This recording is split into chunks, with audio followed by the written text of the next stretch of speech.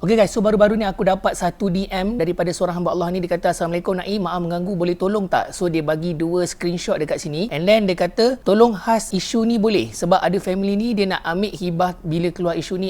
Cakap kat dia, try tanya orang yang jadi ejen takaful pula macam mana pandangan diorang. So maksudnya dia kata bukan tolong khas, tolong bahas. Okay? Sebab tiba-tiba macam orang jadi risau. Lepas tu aku cakap, wassalam, kejap saya baca dulu. Nak saya explain dekat mana, saya ada jawapannya. Dekat sini aku tunjuk dekat korang screenshot dia. Dia ada 2 screenshot. Yang pertama ialah screenshot kenyataan yang dia bagi tahu kita ambil hibah bukan ikut trend semata-mata, tapi hibah merupakan amalan sunat dan digalakkan dalam Islam bagi menjamin masa depan kehidupan keluarga. #takaful awareness. Now, statement yang kedua ialah memberi jaminan hukumnya haram yang boleh memberi jaminan para nabi, rasul dan Allah. Itulah riba memberi jaminan, mengambil hibah kena bayar bulan-bulan. Kalau miss bayar hibah pun burn.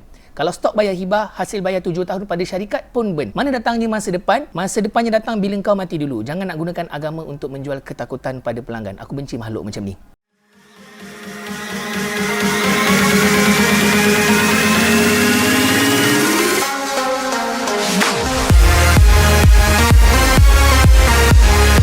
Hai, Assalamualaikum dan salam sejahtera. Nama aku Naim Afandi. Welcome back to my YouTube channel. So, konten aku hari ni adalah aku nak bercakap berkenaan dengan topik yang ada kena-mengena dengan aku punya career sebagai perunding takaful. Pada yang tahu, aku seorang perunding takaful. Yang mana belum tahu, ni aku bagi tahu. Kejayaan aku adalah sebagai seorang perunding takaful dalam salah satu syarikat takaful di Malaysia. So, hari ni actually sebenarnya aku buat video ni adalah untuk memberi jawapan kepada hamba Allah yang minta aku buat video penjelasan berkenaan dengan kenyataan yang di screenshot dekat aku ni. Dekat sini aku akan huraikan beberapa perkara, tak terlalu detail untuk hari ni sebab kalau korang nak aku share berkenaan dengan hibah takaful dan sebagainya, konsep takaful, perbezaan medical card dan income protection dan sebagainya, yang tu video-video yang lain. Sebab kalau aku letak semua kat sini sejam tak habis. Hari ni kita nak bercakap tentang screenshot ni sahaja. Dekat sini benda pertama sekali, line pertama dia kata memberi jaminan hukumnya haram yang boleh memberi jaminan para nabi, rasul dan Allah. Itulah riba memberi jaminan.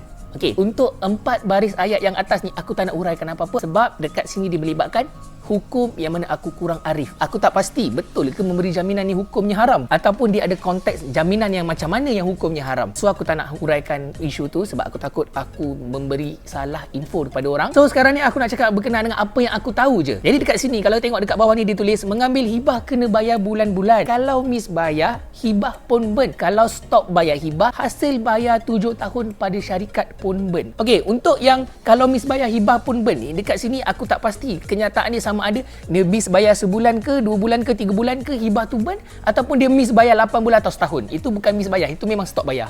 Okey. Kalau dia setakat miss bayar sebulan, 2 bulan, 3 bulan, no issue. Tapi kalau dia dah bayar, miss bayar sampai setahun, of course lah. Alright, itu bukan dah miss bayar dah. Itu memang tak nak bayar. Okay, itu memang tak nak mencarum dah, tak nak menyumbang dah dalam tabung takaful. Okay, so yang kata kalau stop bayar hibah, hasil bayar 7 tahun pada syarikat pun burn. Okay, good. Yang ni sebenarnya satu statement yang aku perlu jelaskan dekat korang. Alright, tapi ini bergantung berbeza. Setiap polisi takaful, setiap company dia punya polisi dia berbeza. Tapi kalau di syarikat takaful yang aku bekerja, setiap polisi kita ada cash value. Lagi-lagi bila kita ambil polisi hibah takaful, dia ada cash value ataupun kita panggil nilai tunai. Yang mana nilai tunai ni kalau kita nak kalkulate, kalau dia kata kat sini dia kata 7 tahun dia bayar, so bila dia stop burn semua, tak ada dapat apa-apa. Jawapannya salah dekat sini sebab dalam masa 7 tahun yang awak bayar, bila kita terminate polisi kita surrender kita punya polisi hibah takaful, kita akan dapat cash value ataupun nilai tunai dalam anggaran 15 ke 25% daripada jumlah yang kita bayar. So, for example, kalau sepanjang 7 tahun ni total bayaran korang adalah 100,000. Contoh, korang dah bayar sebanyak 100,000 dalam tabung takaful, waktu korang nak surrender polisi tu korang akan dapat 15 ke 25,000. Bergantung kepada performance dana semasa.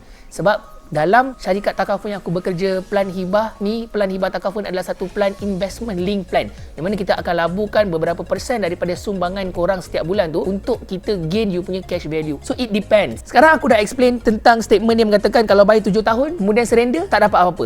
Aku dah explain benda tu. Sekarang aku nak cerita dengan korang sedikit konsep takaful. Perbezaan insurance konvensional dengan takaful aku cerita video yang akan datang. Kalau nak boleh request dekat ruangan komen, okey? So konsep takaful ni ialah konsep bantu membantu, di mana setiap peserta takaful memberi sumbangan di dalam tabung takaful ataupun tabung tabaruk dengan niat untuk menjamin satu sama lain sekiranya salah seorang daripada peserta takaful ataupun diri kita sendiri mengalami musibah. So sekarang korang faham tak konsep takaful ni? Tak faham? Terlalu panjang, terlalu complicated?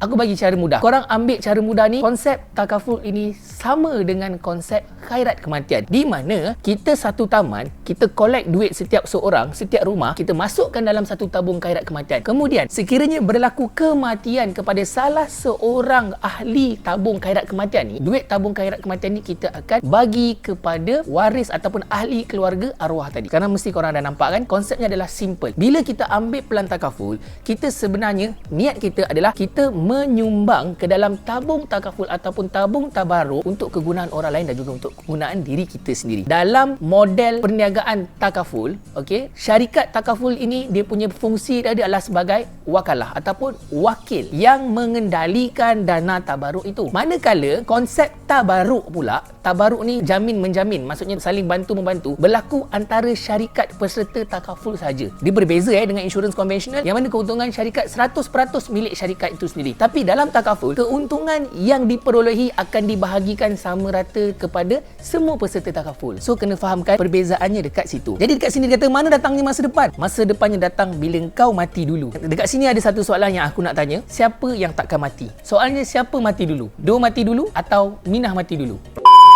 Alright, gurau je. So, dekat sini, ceritanya sekarang, objektif kita ambil hibah takaful ini adalah untuk meneruskan kehidupan. Soalnya, siapa yang nak teruskan kehidupan? Ada dua. Sekiranya berlaku kematian kepada pemegang polisi hibah takaful, duit hibah takaful ini akan diberi kepada waris yang diletakkan sebagai penama. For example, dia letak nama isteri, 100%, 100,000 nak bagi dekat isteri. 100,000 ni nak hibah terus kepada isteri. So, sekiranya beliau meninggal dunia, 100% duit hibah tadi akan diberi terus kepada penama. Tak akan difaraidkan. Yang kedua, pemegang polisi itu sendiri. Kita sendiri. Okey, diri kita sendiri. So, bila yang kita akan dapat duit hibah takaful ni? Kita akan dapat hibah takaful ini bila mana kita kehilangan upaya kekal ataupun lumpuh. So, dekat sini, sekiranya kita meninggal dunia, duit hibah tadi tu akan memberi manfaat kepada isteri dan anak. Untuk apa? Untuk bayar hutang piutang yang kita tinggalkan atas kepala bini kita tadi. Untuk memastikan isteri kita mempunyai duit ataupun harta yang cukup untuk membesarkan zuriat kita tu tadi. Itu yang pertama. Yang kedua, bila kita yang dapat hibah takaful tu untuk apa? Bila kita dah hilang upaya kekal atau lumpuh, kita dah tak boleh bekerja. Jadi, macam mana kita nak bayar komitmen kita? Macam mana kita nak bayar kereta, rumah, barang dapur, kowe, internet dan sebagainya. Duit hibah takaful itu tadilah yang akan menggantikan pendapatan kita. So sekarang faham? Hibah bukan soal mati dan hibah bukan soal siapa mati dulu. Hibah adalah soal siapa yang meneruskan kehidupan. And next, dia ada cakap dekat sini, jangan nak gunakan agama untuk menjual ketakutan pada pelanggan. Aku benci makhluk macam ni. Alright, tak apalah, yang ayat last tu dia punya emosi, dia punya perasaan, dia punya pendapat. Okey, yang tu kita ignore kan? Okey, kita ada hak untuk benci dan sayang dan suka sesiapa. It's okay. Sekarang ni kita kata jangan nak gunakan agama untuk menjual ketakutan pada pelanggan. Kesilapan perunding ataupun ejen takaful dekat luar sana ialah sometimes diorang ni tak sensitif dengan isu-isu semasa. Contohnya, kalau dulu isu seorang pelawak terkenal tanah air yang mana ada perebutan harta pusaka daripada keluarga arwah dan juga isteri arwah dan juga family isteri arwah, family mertua lah. So, ejen takaful ni diorang ambil isu itu sebagai satu selling point. Dan baru-baru ni juga berkenaan dengan pelanggaran LRT. So, bila berlakunya isu-isu yang sensitif macam ni, kemudian ejen takaful, ejen insurans ambil ni sebagai satu selling point. Ianya satu benda yang langkah yang tak bijak sebenarnya. Sebab kita jangan take advantage on what happen to other people. Tapi, dekat sini aku nak bagi tahu, sebagai perunding takaful, even aku sendiri, kalau aku nak sampaikan benefit hibah takaful itu sendiri, aku akan cakap berkenaan dengan kenapa kau kena ambil hibah takaful.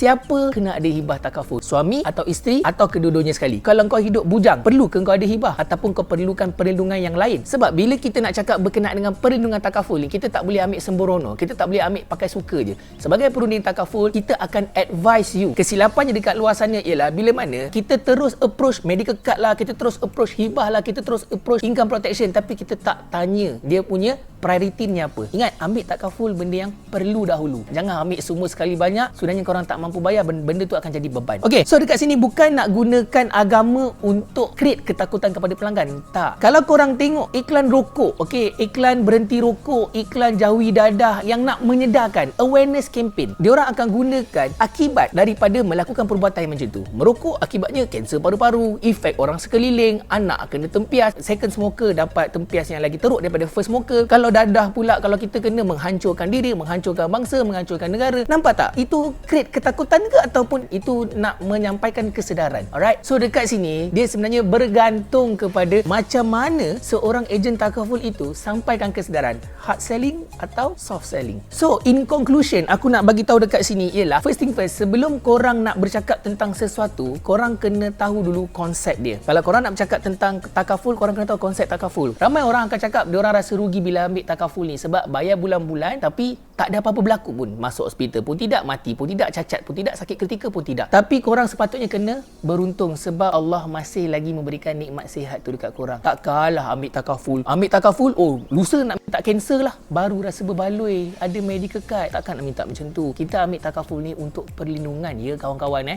Kita ambil sebagai persediaan. Okay? Because we never know what will happen tomorrow. Baik, akhir kata daripada aku, thank you kepada siapa yang hantar screenshot ni kat aku. Aku harap video ni sedikit sebanyak memberi penjelasan terhadap screenshot yang dihantar tu tadi. Dan sekiranya ada apa-apa pertanyaan, korang boleh tulis kat ruangan komen. Atau kalau korang nak aku share apa-apa berkenaan dengan info takaful ataupun perlindungan takaful, korang boleh komen dekat bawah. InsyaAllah aku akan sharekan apa-apa topik yang mungkin korang nak tahu. Sebab dalam niche aku memang aku pelbagaikan aku punya konten. So terima kasih kepada semua yang menonton sehingga ke akhir video. Okay, jangan lupa dah tengok video aku, like, share dan subscribe, dan please komen below apa lagi topik yang korang nak aku sharekan berkenaan dengan takaful. InsyaAllah aku akan fulfill korang punya soalan. Itu saja daripada aku. Nama aku Naim Afandi. Thank you for watching. Thank you for like, share dan subscribe. Jangan lupa komen dekat bawah. Assalamualaikum warahmatullahi taala wabarakatuh. Salam sejahtera dan ciao.